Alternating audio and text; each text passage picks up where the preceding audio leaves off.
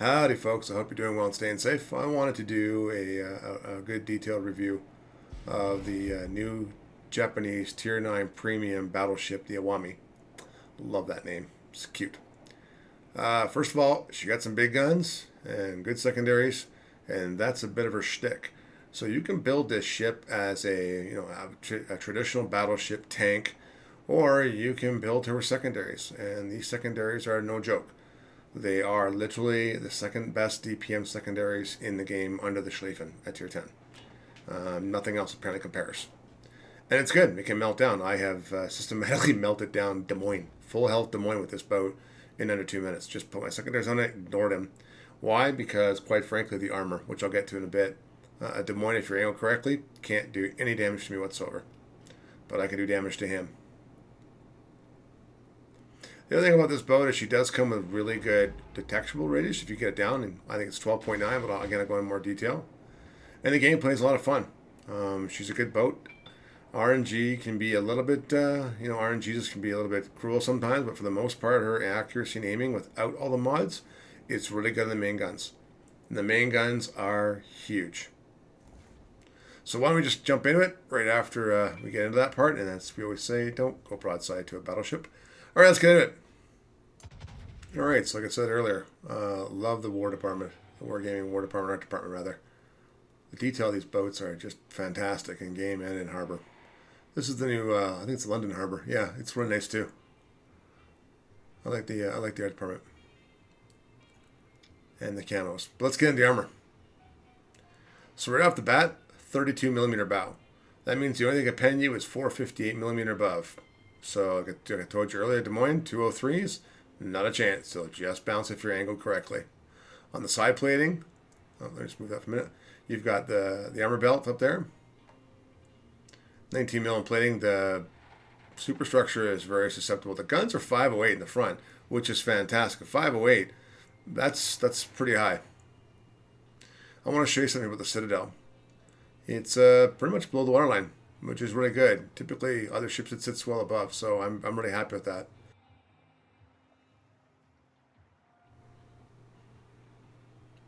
Then we'll get rid of that, go back. And let's go into survivability. She has a good health pool, 80,000 plus, which is not bad, and an awesome torpedo protection build of 44%. It's one of the tops in the game. I like that a lot. Artillery, here comes the fun. So reload time for her is 28 seconds. Turret traverse, 30 seconds, not the best. Range is 22.3 kilometers. Now her HE shells have a 31% chance of starting a fire. That's up to a British battleship, so that's fantastic. And they can penetrate 68 millimeters of armor. Secondaries for me, 10.5 kilometers. I told you secondary build, and that's what I have at secondary build set out for. And her guns, because of the size of them, they can only penetrate with 27 millimeter for AP because of 410s.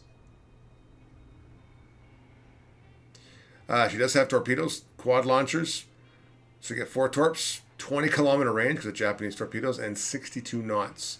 They can be detected at 2.5 kilometers, which is a bit of a bugger.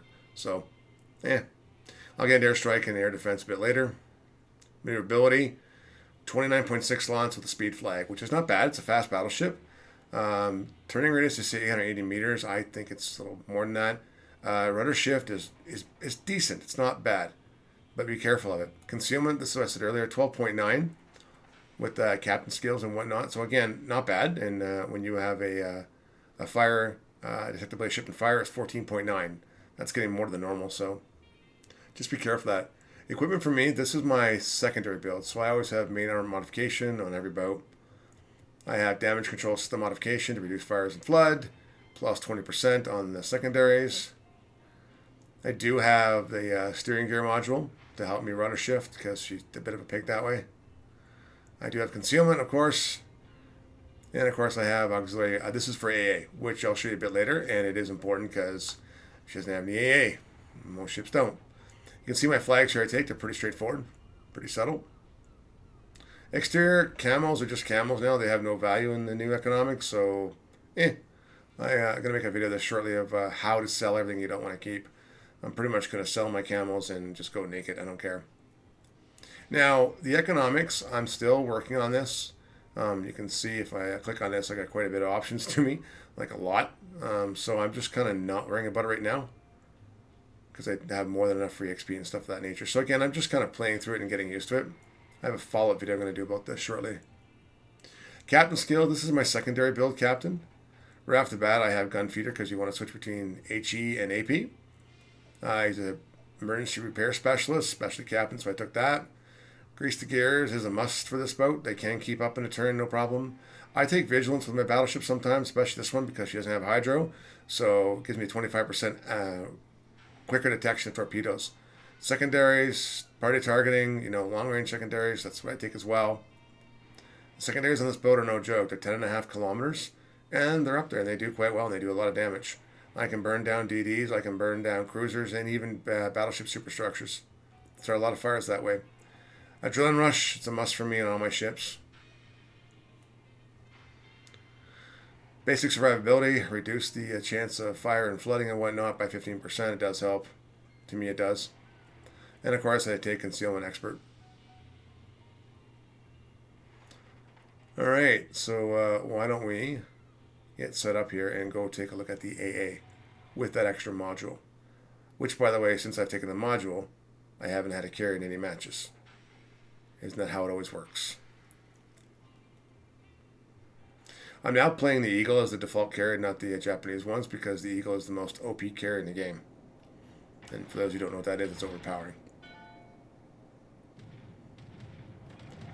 And by the way, I'm not looking for accuracy of bots to drop on me in these videos. I'm looking to see how long does it take me to kill a squadron. And if it does get through, what's the damage kind of tally they might get towards me. And there's the 25% about vigilant I told you about. I can see the torpedoes 25% quicker. So that's a good bonus for me.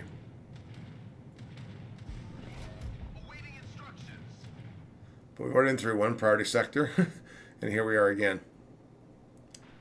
Waiting for him to come back in and try to drop on me.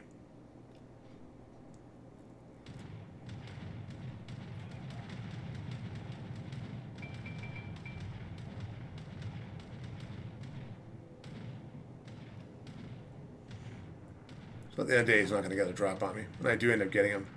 Like I said, the AA with this upgrade is not bad. It's not great, but it's not bad. So overall, how would I rate the boat? Well, it depends whether you want to run it as a secondary build, a tank build, what's your typical, battleship build that you like to do. But overall, I'm going to give this I like the boat. There's no special features of it, except maybe the secondaries. But it's a fun boat. I find it more fun. I love this breast. This is from my replay yesterday of the North American damage record. Yeah. Bye-bye. Don't get battleships broadside. But no, overall, I like the boat. It's fun to play. It's interesting. The guns are pretty good at turning. The RNG is not bad. There are sometimes you waif shots, which are funny, but for the most part, it's really good. She does, in the build that I have, take good damage, and the secondaries work quite well too. So, I like it overall. As always, down below in the comments, leave me a comment. Tell me what you think of it. Do you have the Iwami? Do you like it? What do you like or dislike about it? I'm always interested in hearing other people's comments. I do appreciate them a lot. And as always, take care, stay safe, and I wish you guys all the best. So, bye for now.